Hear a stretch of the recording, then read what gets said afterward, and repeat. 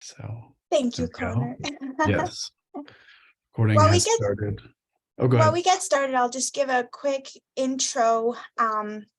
Thanks everyone for coming to the last lecture of CU Data Week. I'm super excited to end the week with Connor because he's a fantastic teacher. I've shared the link on the chat box for the materials for today's class, so feel free to download the code and data sets from there. Also, I am posting right now in the chat box a link to our attendance form. We are raffling off an iPad, a Garmin watch, and not wearable, what's it called? Cordless headphones. English is hard on Fridays. So fill out the attendance for each lecture that you've attended this week. You'll be entered into the raffle. So that's pretty cool. We'll be announcing that probably sometime next week. But now I will hand it over to Connor. Connor is a research instructor here at the Center for Innovative Design and Analysis. He's a wonderful colleague of mine, and he's going to teach you basic statistics in R. All right, thank you, Lala. Today is the last day of CU Data Week, and I am the last instructor. So I hope that it's been an informative week for you. Of course, if you haven't had the chance to check out some of the other talks, I highly recommend, especially if you're interested in learning R. As you are probably aware, it's not really possible to learn R in 1 week. And so I will start with the caveat that this is going to go very quickly.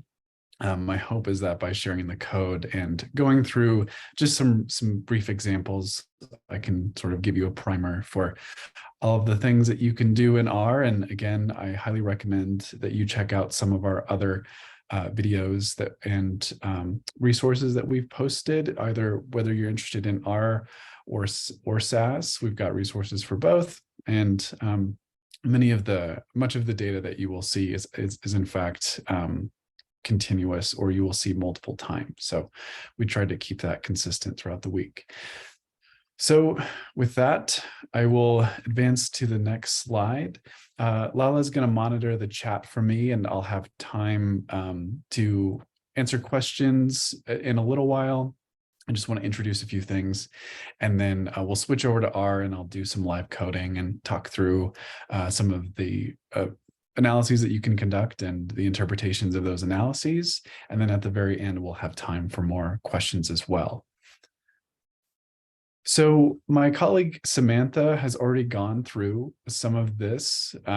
So she gave a talk on Wednesday about data management in R. So I'm going to breeze over this a little bit, but just know that these resources are both available on my slides as well as Samantha's slides, which again would have been the talk for data management in R. So I will assume that you have already downloaded R, but if you have not, these links here are here for your reference. And like I said, we've have gone over this a little bit already, so I don't want to be redundant. And then that's for downloading R, and then everything that I will do is in R Studio today. It's just a little bit easier to interact with coding and making graphs and data in general when you can use a sort of interface, which is why a lot of us like R Studio. So if you have not downloaded R or R Studio, these are the resources for that. And I'm going to talk a little bit about getting data into R. Again, if you have already watched some of these classes, or you might already be familiar with R in general, this might be a little bit of a repeat, but just to get everybody on the same page, once you open R Studio, there's a variety of ways in which you can get data to interact with. And I'll show that in a moment. You can sort of hard code and bring the data in by using coding, but there's also a very nice way to point and click, do that in RStudio as well. So I'll show you the point and click option. And the link that Lala has shared is a OneDrive link where you can download the data that we're going to be looking at. Today we're going to be looking at 4 data sets. All of these are derived from free data sets that actually come from the SAS world. So this might look familiar if you've seen some of the SAS analyses as well. But I just kind of wanted to give a nice primer of the kinds of data that you might be seeing and the different ways that we like to think about it. So just like you cannot learn R in 1 hour, you cannot learn statistics in 1 hour. So I am trying to give a little bit of a overall summary here on this slide. Like I said, I think once we get into the actual coding process, I'll give a little bit more explanations into kind of what our motivations are and the ways, at least, that I like to think about approaching problems when I have data myself. So generally speaking, and this is a figure that I like to show both for the short course in statistics that I teach, as well as the semester-long statistics course that I taught last semester. I think this image does a pretty nice job of describing, okay, you have data, what do you do with it? And so I really like this schematic because it starts with, okay, so you have data. Is it continuous data or is it categorical data? And again, we'll go over some examples of both. But from there, you have to determine, is your data normally distributed or is it skewed? Oftentimes, the terms that you'll hear are parametric or non-parametric. And ultimately, that is related to how you want to approach analyzing data. When you have data that is normally distributed, generally speaking, it looks like a bell curve. And if you have data that doesn't look like that, generally speaking, you're going to be better off using what we call a non-parametric test. That doesn't necessarily mean that it is skewed. It could be a weird distribution. I often work with weird looking data that is bimodal. Maybe it has a lot of data sort of at the end and the beginning. So things like composite outcomes as well oftentimes do not look like a bell curve. So that is why we have resources available that give you a little bit more leeway to analyze that data. So from there, you're going to want to think about the number of groups that you have to analyze, and we have resources for both of those. This schematic that you can see here, we're not going to have time to go over everything, but ultimately I just want to illustrate the fact that when it comes to statistical analyses, you've got a variety of tools to work with. And oftentimes, once you have a good sense of your data, you'll have a very good sense of where to proceed from there. So it's always a good idea to have a sense of what you're wanting to do before you just start hacking away at data. So that's sort of been my emphasis here on these slides. So again, we're going to look at continuous data, we're going to look at categorical data, and oftentimes you will want to look at multiple groups. So as I alluded to before, when I say parametric versus non-parametric, really I'm just talking about different assumptions that we make that can generally refer to is something normally distributed, but not necessarily as it relates to the t-test, which you'll see on the next slide. There's a little bit more work that you have to do when it comes to conducting a parametric test. So this last slide, I apologize, it's a little bit grainy, I'm saying now, but what I really, really like about this slide is that it illustrates the kind of thought process that is important to consider when you're conducting these types of analyses. So again, you have your data, you probably know the number of groups that you have, you probably know whether it's paired or unpaired, in the sense that, you know, is a weight loss study and you have measurements from someone at baseline and you have measurements for their weight and for 6-8 weeks afterwards. Maybe they're just two totally separate groups. Again, the hope with these schematics is to kind of help walk you through the kinds of analyses that you might be working with, or you might want to think about based on the data that you have. But it's always important to know what your data is and what you are trying to ask. What I really like about this slide here is that, unlike the last one, it makes sort of an extra step to note that when you are conducting a unpaired t-test, which is effectively you're interested in the differences between two groups for some type of continuous outcome, yes, you have to establish that your data are parametric, or in this case, we're just thinking of that as being normally distributed.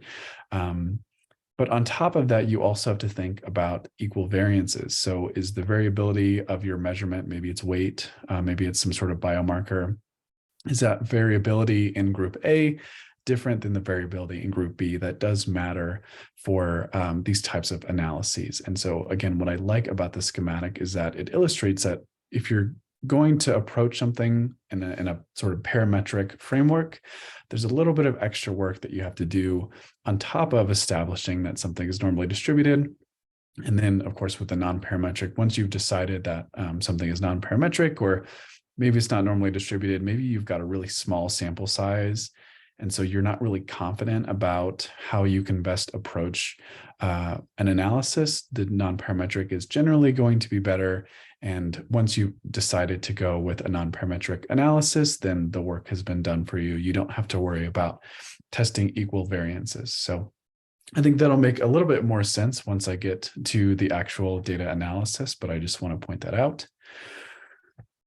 And then I want to talk about the data. So as Lala shared earlier, you have access to these 4 data sets, and I just wanted to kind of introduce you to all of them before we start analyzing data, because I think it is really important to remind you that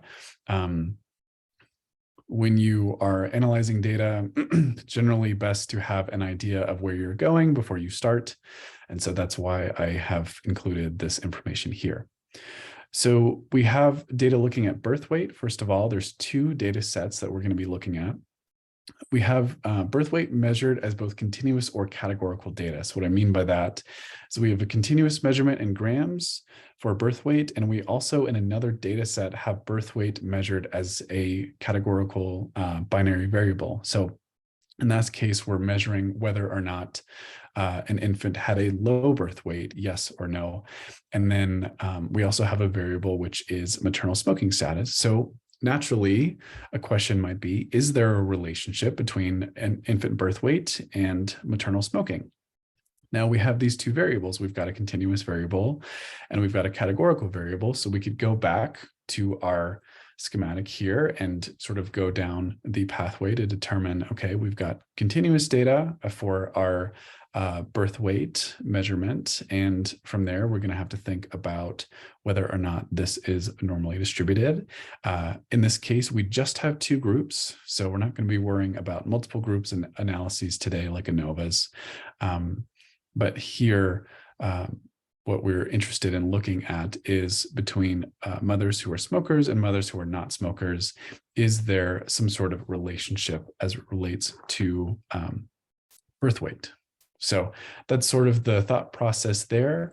When we think about smoking status, yes or no, versus birth weight, yes or no, that is that is a categorical variable, and we have 2 groups. So you can see here in the schematic, we have categorical data because our outcome is low birth weight, and we have 2 groups because we have a smoking status variable, which is either mothers who smoke or mothers who do not smoke.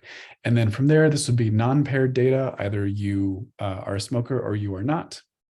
And then I'll talk about this expected counts box in a moment. But then we would proceed to conduct either the chi-square test or the Fisher's exact test. So just wanted to walk through an example of how you might interact with that schematic. Then the other way to think about it, again, would be to look at smoking status versus birth weight as a continuous variable. So does the average birth weight, is it different between mothers who smoke and mothers who don't? So we can take a look at that, and we'll talk about it more once we switch over to R. So thinking about the 2 other data sets that I have a CARS data set and a CLASS data set. These are both continuous and categorical data that you can think about. So some things here to point out. We have highway miles per gallon versus city miles per gallon. We also have height in inches and weight in pounds for our CLASS data set. So for the CARS data set, we have, again, highway miles per gallon and city miles per gallon. We could test to see if there's a significant difference between highway and city miles per gallon. That is something we could think about being paired in the sense that we have measurements on both the highway and city miles per gallon data. And then also we can think about for our class data set, maybe you want to see if there's a relationship between two continuous variables. So weight and height of school children. Those are continuous variables. Oftentimes it's of interest to look at that. Maybe you don't necessarily have a grouping variable like in the early examples, like you have a treatment or a control. Oftentimes we just want to know the relationship between two continuous variables. So we'll show that. And I think with that, yes, I'm going to switch over to my R screen. So Lala, if there are any questions, you can let me know. No questions right now. Okay, great. Thank you. Okay. So this R script is up. You are welcome to follow along if you want. Like I said, there will be time for questions at the end. I have a tendency to say more than I need to. So I've got a timer here and Lala will keep me accountable as well. So hey, Connor, I do have one question. Yeah. I've heard that sometimes you can just assume parametric, even if you have a high N, for example, you can just say it's parametric. How often do you do that? And like, when do you actually use categorical versus or non-parametric versus parametric? It's a great question. So I think what you're referring to is something that we'll often call in statistics we'll consider the central limit theorem. So oftentimes, and this is a huge caveat, and many statisticians would disagree with me when I say this, but oftentimes when you have a sample size that's greater than 30, most of the time you can kind of get away with assuming parametric or normally distributed. So you're absolutely right. If you've heard that before, a lot of the times people will just go with the parametric option. They'll go with the t-test, especially if you have a large sample size. Generally, you're going to be okay. The issue as it relates to sample size is when we conduct these tests, what we're saying is, I've got a pretty good sense that this is normally distributed. I mean, you can see this graph here to the right. I can look at that. Of course, in the real world, nothing's going to be perfectly normally distributed. So a lot of times as a statistician, there's sort of this head shaking that I'm doing where I'm kind of like, okay, well, that looks reasonably normally distributed. And again, the sample sizes that we're working with, especially in this data set, I think for the most part are massive. We'll look at that in a moment. And so in that case, most of the time, you are going to be okay to use the parametric option, again, with the sample size greater than 30.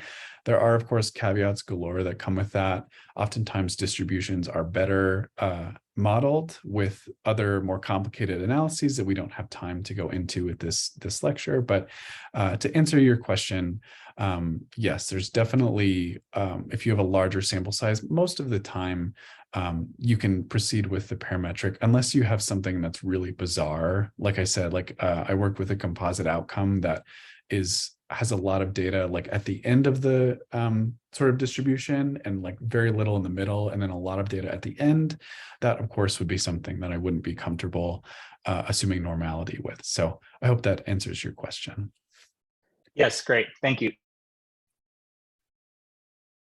Of course. So we're going to load in the data. You'll notice here that I am just bringing the data in from the script. I am on a Mac, so I just do Command Enter or Return.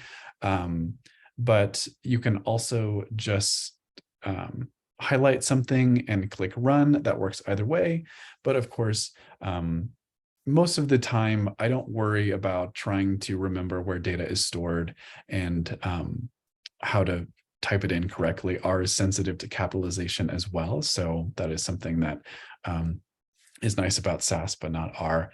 So generally, when I'm importing data, I will do a point and click. So the nice thing about RStudio is you can go to import from text, and we're importing from text because this is a CSV file. If it were an Excel file, we would do something differently. But then, for example, you could just click the data set that you wanted to analyze, and then it's going to bring up this little window here where you can kind of look at the data set and decide what you want to name it. We're going to name this B weight for birth weight. And the other thing too that I'll point out is when you're importing data, sometimes, so R is pretty good at figuring out what you're trying to do, but occasionally what you'll note here on the bottom right of this little window is that you'll see this V1, V2 for variable 1, variable 2, and so forth. In that case, R may not understand that your first row is supposed to be your column row. So make sure that you check heading as yes, meaning that your first row is going to represent your column. So those are just little things to check out. And then you can click import. And then you can look at your data. So you can see here, this is our data set where weight is a continuous measurement. And we have a maternal smoke variable, as well as some other variables, which we don't have a lot of time to get into. So the last thing that I will point out about importing data, and my colleague Samantha, who did the data management course, went into this in detail as well. You can see that once you do that point and click, you get a nice sort of output of code at the bottom. So generally speaking, I like to copy that into my R script. You can see I've done that here in the top. And that way, once I go back to a script, it's easier that I can just run that instead of having to point and click every single time that I reopen R. So I'm not going to point and click the other one simply because I've already got the information copied over here, but let's go ahead and proceed. So if you remember from the slides, if you've got them up, or just as we're talking about it, the first question we had was looking at birth weight versus smoking. So we had both a continuous variable and we had a categorical variable for low birth weight versus not low birth weight. Generally speaking, when I first get data, once I have a sense of where I'm going, because again, we're wanting to test the differences between the smoking and non-smoking group. I want to get a sense of what the data looks like and kind of figure out, what's going on with the data set.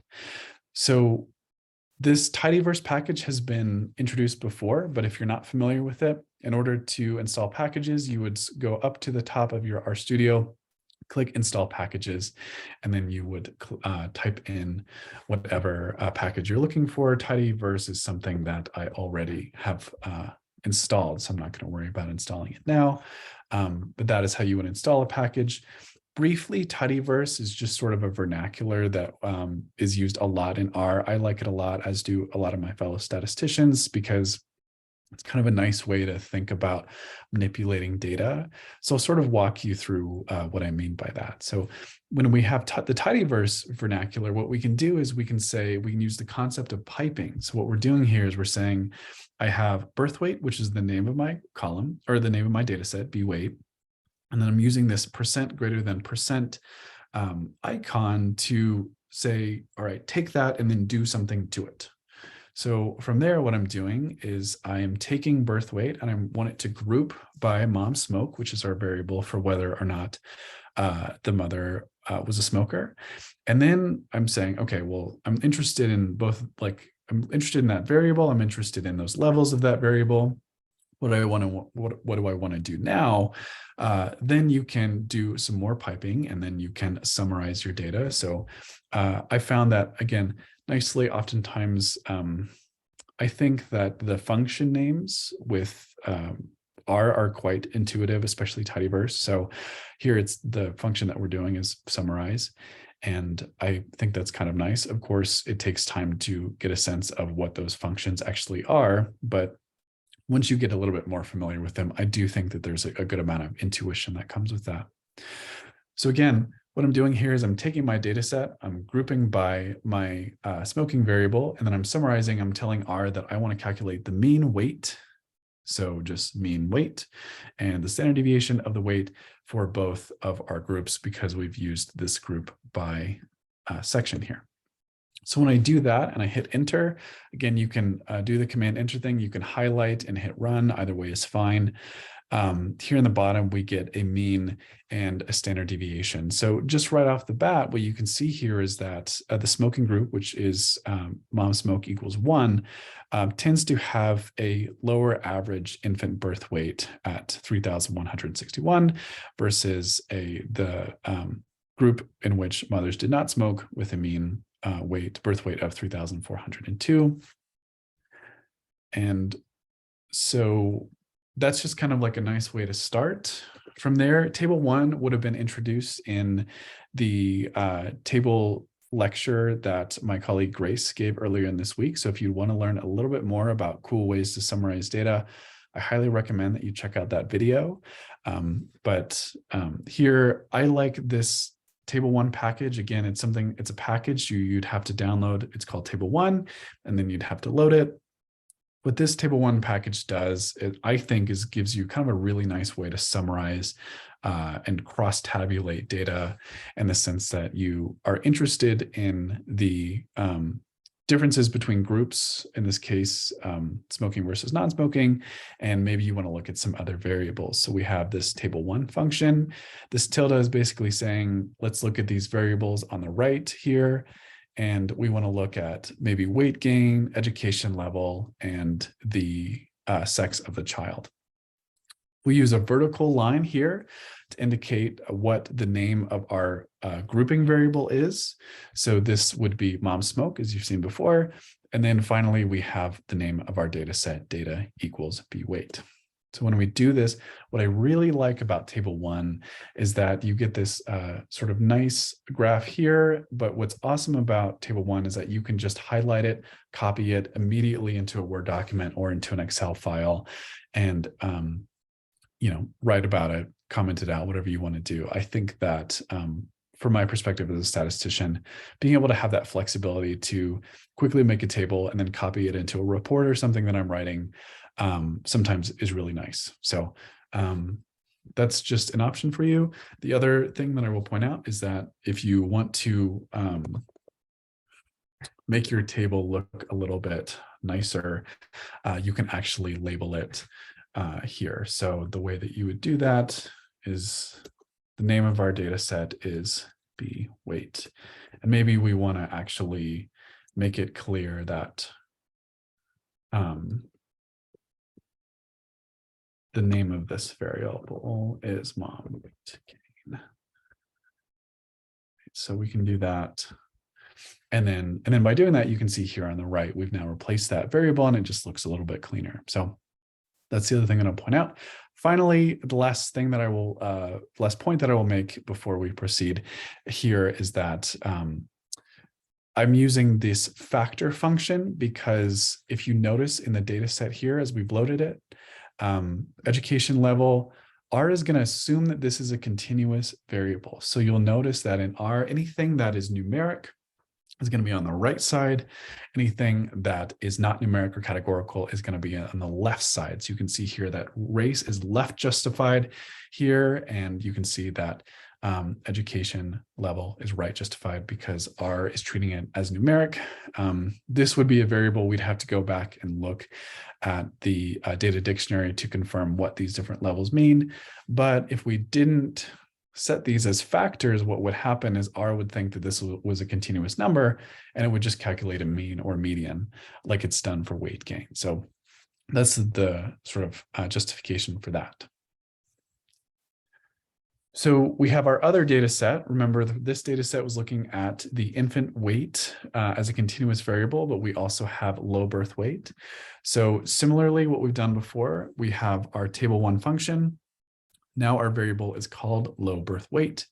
The vertical line indicates how you want to differentiate your groups, and then comma, and then the name of the data set. And here what you can see is a few things. Number one, you can see that we have some missing data that we're going to want to think about. In this case, we have a lot of data. We have over 10,000 observations. So I'm not super worried about missing 5,000 does seem like a lot, but in the grand scheme of 100,000, I'm not super worried about losing that. Of course, you could teach an entire semester long course about missing data, but I think for the purposes of this, we can probably safely proceed with removing those.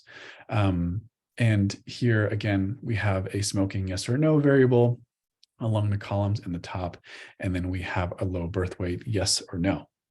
Other things to think about, make sure your variables are assigned properly. I would logically think that it's more likely that you wouldn't have a low birth weight.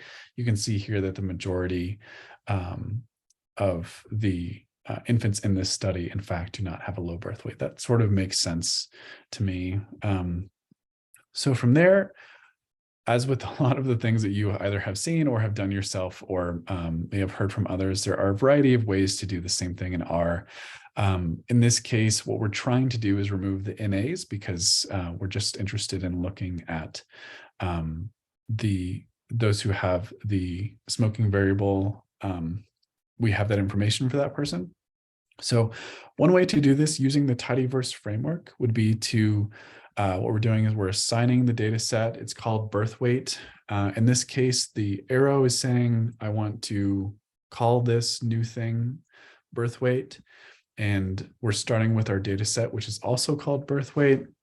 This is going to overwrite that data set. So in some cases, it might make sense to call this something else. You could call it like birth weight, like complete or something like that. You could call it birth weight 2, just something that's informative so you understand the difference. In this case, I'm okay with just overriding it simply because if I did mess something up, I could just easily go back and download it again.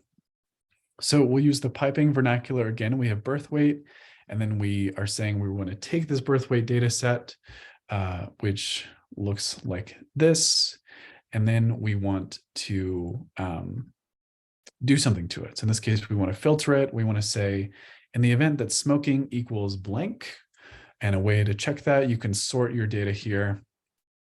You can see that there are a bunch of empty characters here. So we want to ignore those or take them out of their analysis because it's not a different group. We just don't have that information from that group. So all this is saying is I want you to take the smoking column, anything that is not equal to the empty character. So anything that it does not say empty character, we want to save. So we'll run that line of code.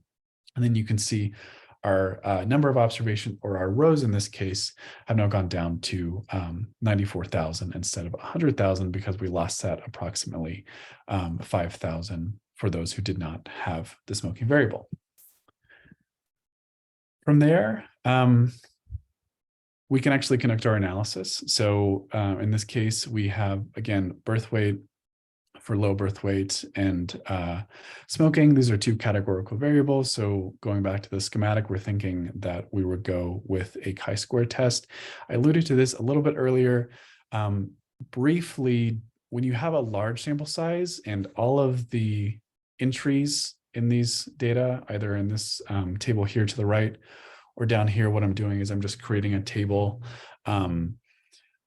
that anytime when one of these entries is less than 5, you are going to be a little worried about conducting a chi-square test because it may not be as accurate. The alternative would be the Fisher test, which again is in the in that schematic. But for this case, we have such a large sample size that I'm not really worried about violating that assumption, which again is in the schematic for you to refer back to. I think the chi-square test is fine. So here in this case, first thing that we did was we took our data set birth weight. The $ is going to tell you what the column that you're trying to access. So basically you can just type in back here, birth weight, $, and then this will just help you access whatever column that you're looking at. It's a little bit easier than having to type in the name of the variable every time, especially because, again, R is sensitive to capitalization.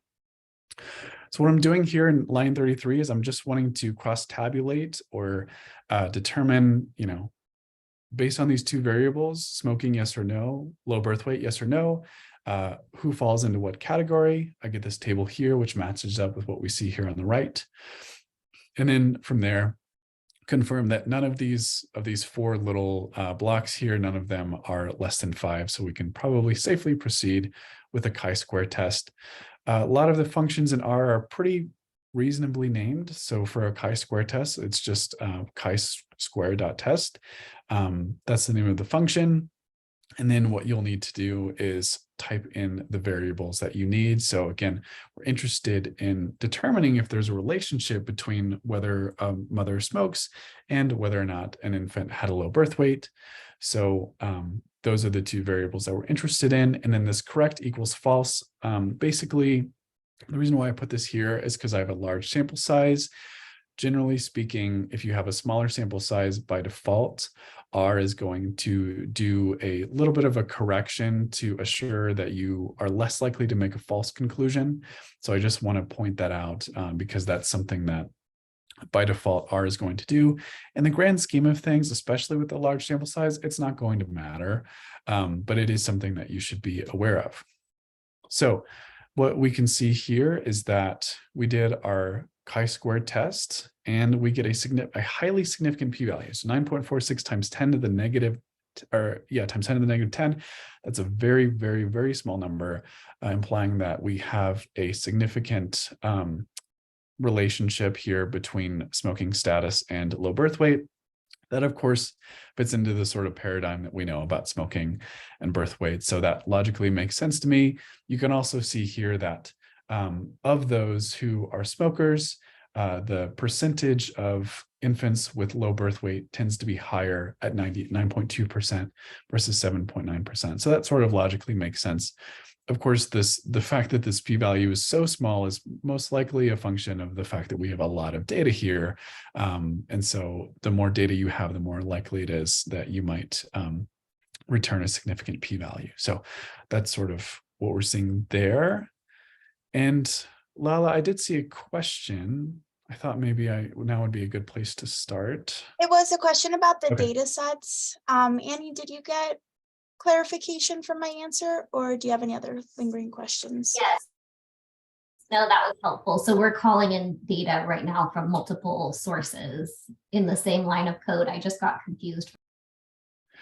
Yeah, yep. So there are two data sets. Both of them are birth weight related, so perhaps that's a bit confusing.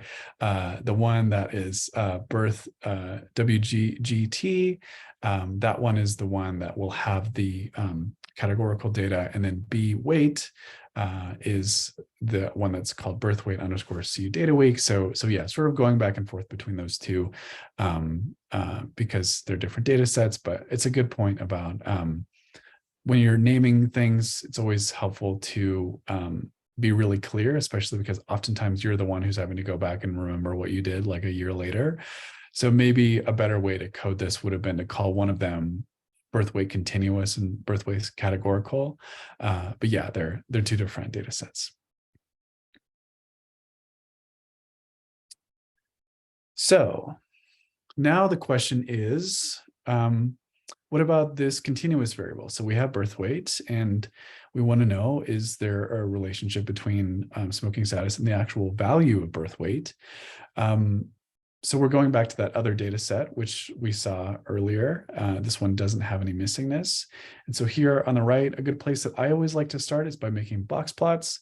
So this box plot here implies that, again, 0 is for those who were not smoking, and 1 is for those who are smoking. So it looks like just on average, the non-smokers, the infants born to mothers who are non-smokers, tend to have a higher birth weight versus the infants who are born to mothers with smokers. Again, that sort of fits into the paradigm that we would expect, but it's nice to see that image there.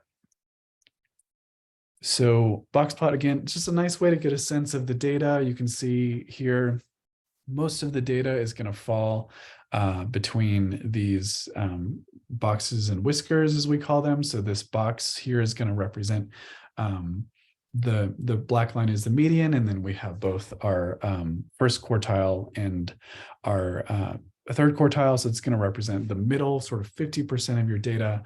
And then values outside of these whiskers, as we call them, tend to be kind of on the periphery or sort of on the margins of the distribution, but certainly important to know where your data lies. And this would be a good place to check for errors in your data. So if you had a negative birth weight, you would want to look into that, or maybe the units were really different. So things like that you want to check into.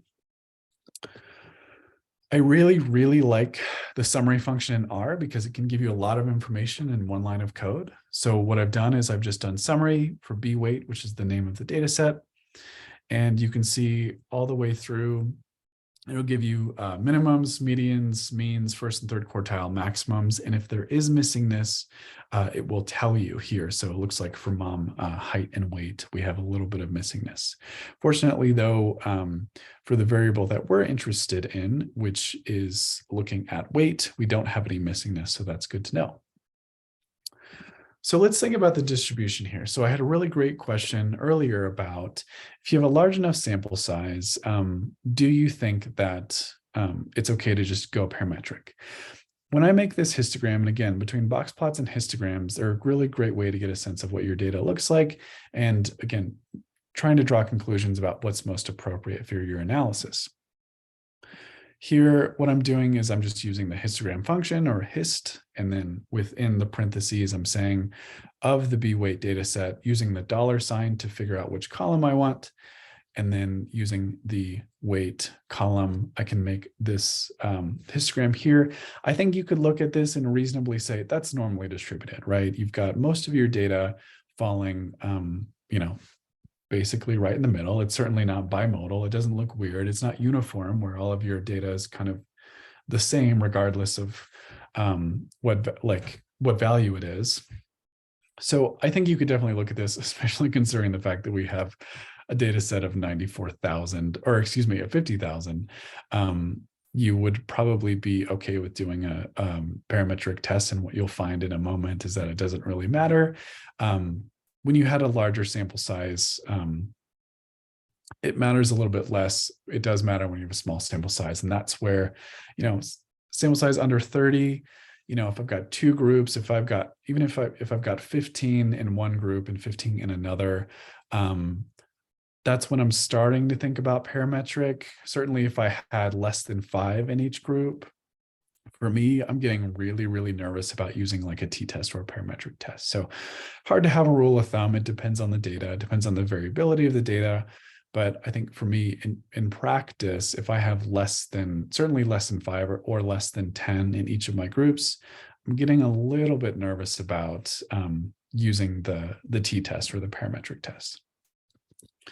So thinking about distributions, again, we want something that's normally distributed. As you saw in the histogram, that looks pretty good. But if I were to diagnose this, there's very clearly what we would call a left or a negative skew. And that sort of makes sense because inevitably there are going to be babies who are born with a much lower weight. So there's going to be maybe some more data here to the left than you would normally expect if the data were perfectly normally distributed.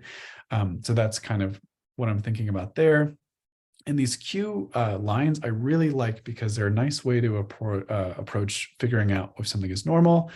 In this case, really what you're interested in is figuring out if this blue line falls in sort of tandem, or the data, which is in black, these are individual data points, fall right along the blue line. You can see here that most of the data does fall along the blue line, except for here at the very end, which of course is the representation of our left skew data. So if I were looking at this, I would think, well, gee, that's a little bit concerning. Clearly our data is skewed. Probably going to be okay or better off doing the non-parametric. A little bit of background on how to read this code. What we have done again is we have our birth weight. We're using our piping, but we want to look at these distributions separately. So we don't want to look at them at exactly the same time. We want to determine if mothers who are smokers is normally distributed. We want to look at mothers who are not smokers is also normally distributed. Again, the way that you could read this, and what I like about tidyverse is that you can actually do these manipulations within other functions. So what I'm doing here is I'm wanting to know what the QQ norm plot is of our birth weight data set. Given that we're only interested in mom smoke equals 1, you need the double equal signs here. And then what this pull function is going to do is just pick out the variable that you want. So we're just interested in looking at weight. And then these are just sort of other arguments here. This tells you what you want your dots to look like. You can make them squares if you wanted. And then the Q line, you can, for example, determine what color you want to make it, or the sort of outline of the line, how you wanted it to look. So either way, clearly there's some skewing going on. Biologically, that makes sense to me. But I think that because the data does look awfully skewed, I would feel a little bit better about doing the parametric test. And what you can see here is that there is a highly significant difference in birth weight.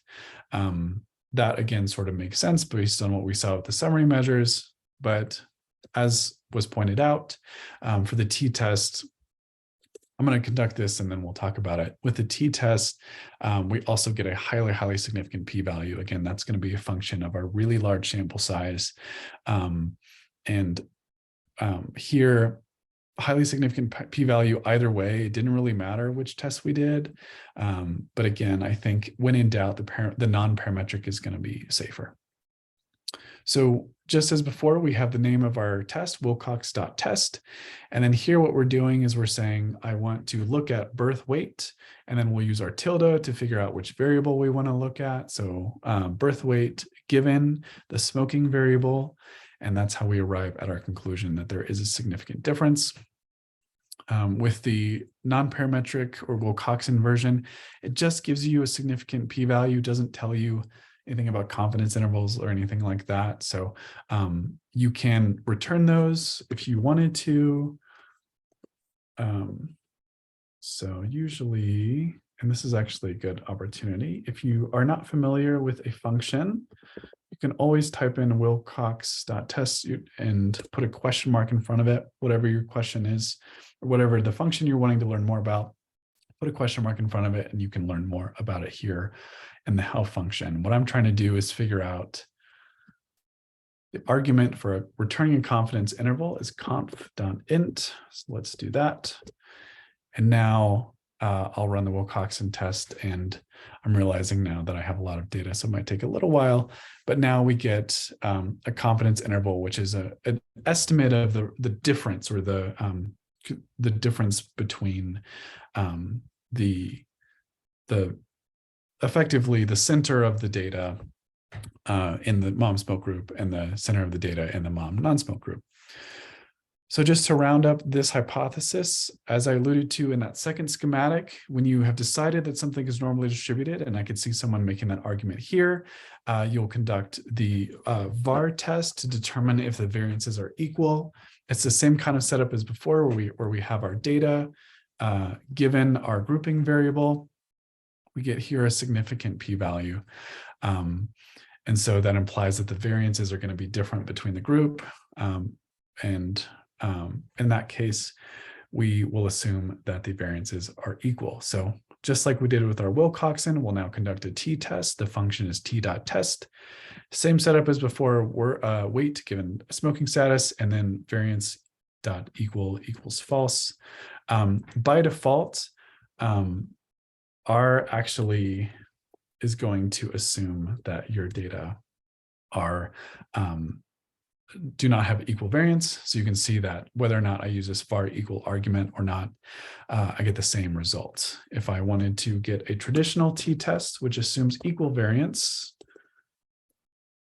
we would do that here, equals true. And you can see that it's called a two samples t-test instead of a Welch two sample t-test. That's the difference there. So I just wanted to give kind of more of a slow walkthrough. We do only have about 10 minutes left, and so these last ones might go a little bit faster, but you can always refer back to the recordings. And again, I encourage you to work through this on your own time. So now we're looking at city miles per gallon versus highway miles per gallon. What you can see here, again, in this case, we have we're looking at measurements that the same car has. If we look at this data set here, like we have different types of cars, and then each of them has both a city measurement and a highway measurement. maybe you're interested in the sort of difference between the cars. So in that case, we're wanting to know basically, does highway mile per gallon tend to be greater than city miles per gallon? So we can look at that histogram, and we have that here to the right. It looks like generally the highway miles per gallon tends to be higher, which sort of makes sense. Then we can look at our QQ norm. Now, I wanted to point this out because this looks a little bit strange. The reason why is that when you look at your car's data set, you'll notice that these values are integers, so they don't have decimals, which of course means that when you're looking at data set that has integers, you're going to get this weird step pattern. So that's not something to be worried about, just something to be aware of. We can see here that most of the data for the most part, falls pretty nicely along the blue line. There does seem to be a little bit of skewing here that I'm interested to learn more about. But based on the histogram, probably better to go Wilcoxon in this case. But the point here that I'd like to make is that this is paired data. So what I mean by that is that we have the same car is going to have two measurements. It's got a city measurement and a highway measurement. So in that way, it is paired, just in the same way if you had a weight loss study and you had a baseline measurement for weight, and then you measured it like 4 weeks later, that would be a paired measurement as well. So we can conduct that test. What you can see here is that there definitely is a significant relationship here, but with the Wilcoxon, unfortunately, we don't really know what that means. We can conduct the t-test, and here we get a significant p-value here. We just need to tell R that it is in fact a paired test. So again, what does this mean? It means that on average, the highway tends to be a little bit higher than the city, which of course makes sense. And then we, again, as I alluded to before, one other way to think about this is with the t-test, it's effectively the difference between your two variables. So you can either conduct the t-test by having your miles per gallon as being one column of data, and then a comma, and then another column of data, and then tell R that it's paired. And another option would be to actually just do that subtraction first. And then from there, you can do just what would be a one sample t-test. And what you would find is that you get the same exact result. So again, what I want to point here is that because it's a paired test, what you're effectively doing is you're looking at the differences between the two columns of the same person, same unit, same car in this case. And then you can see here that you get the same exact result. You get a p-value, a very highly significant p-value, implying that the average highway value tends to be higher than the city value. One other thing that I will point out is that if you are interested in figuring out if your data is reasonably normally distributed, you can look at linear models, which we'll briefly look at in a moment. But I just wanted to point out that there are a variety of ways that you can arrive at the same conclusion, which you'll see here noted in code in line 86. So getting close to the end here, maybe you're interested in the relationship between weight and height. So remember, we had that class data set. So those are two continuous variables. I want to know in this population, is there a relationship between our continuous variable of height and our continuous variable of weight? Visually, I'm going to plot the data. It looks like, yes, there probably is something going on. As height increases, weight also seems to increase. That sort of makes sense. Is it normally distributed? Let's look at both of these variables separately. So this is an example of what I was talking about earlier, which is in practice, it's very rare for your data to be perfectly normally distributed. I think that looking at this, with sample size of 19, not a huge sample size, this looks okay to me. Again, I think other people might disagree. There's a lot of subjectivity to this process, but overall, most of the data seems to fall in the middle. I feel pretty okay with that. So again, if here in this case, we're interested in the relationship between two continuous variables, so we can't use a t-test because we don't have a grouping variable. Our grouping variable is height, or if you want to think about it that way, which of course has many different possible values. So one option would be to fit a simple linear regression. This is not in that schematic that I showed you, but again, I think is a really important question to think about. The way that you fit this would be to fit linear model. You just use LM for linear model. The name of the data set is class, and then weight is the name of the variable that we're interested sort of as our y-axis, which we saw here, weight on the y-axis. So this is basically saying like we want weight on the y-axis given height on the x-axis, and we can fit that model and run it. Oh, you got to run it first. And then we end up with our result. What is this saying? It's saying that there is in fact a significant relationship between weight and height. It's a significant positive relationship because this estimate is greater than 0. And so that is kind of the interpretation that you would have here. We want to think about normality in this case as it relates to how the data was fit. And so these are called residual plots. Again, there's a lot of mathematics that can go into this, but ultimately, we just want to confirm that overall, the data looks kind of reasonably distributed, given you have your different variables. Lala, it looks like you had a question.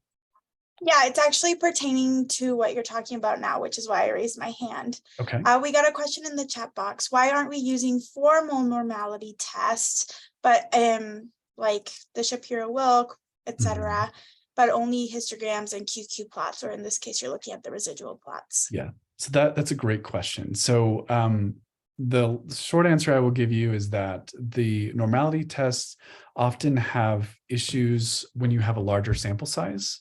So normality tests, unfortunately, are not the most reliable in the world. And so I think the challenge as it relates to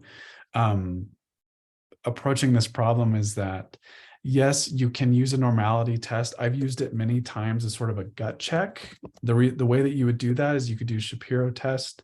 Here we have our class variable here. Maybe we want to look at height.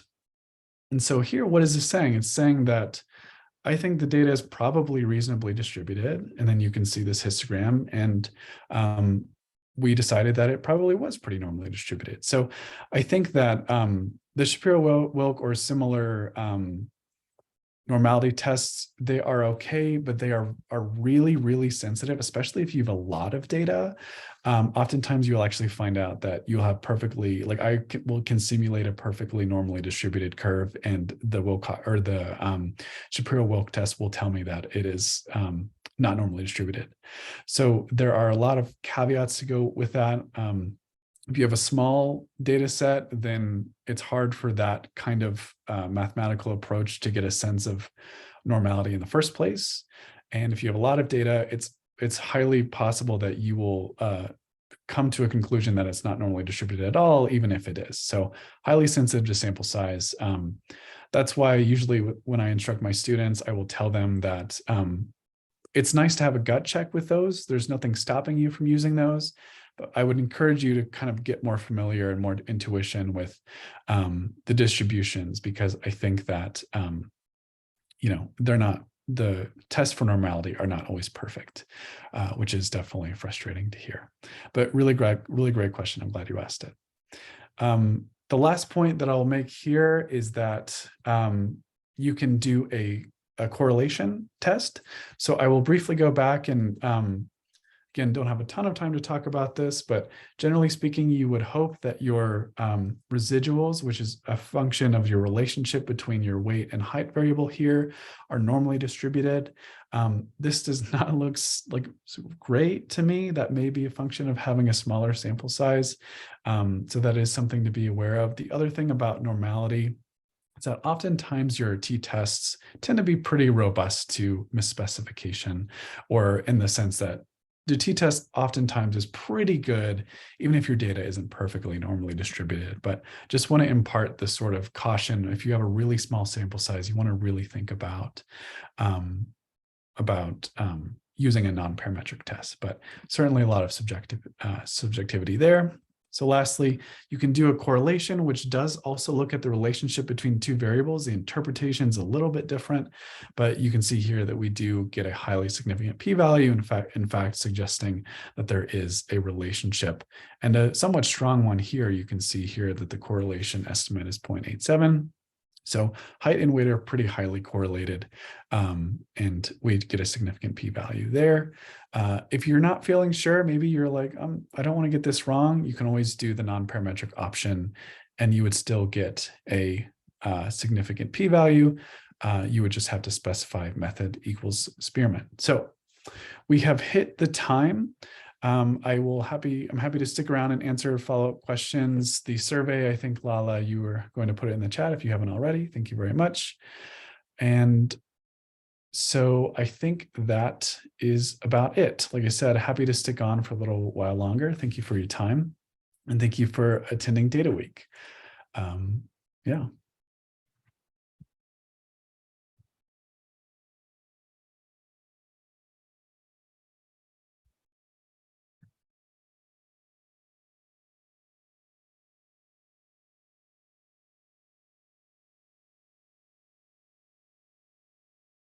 For those of you asking about the recordings, make sure that you give us your contact information either through the attendance or the pre-registration link, or you can follow us on Twitter or LinkedIn, and we'll be posting all of the recordings on YouTube and making an announcement once those are live with the links to the recordings.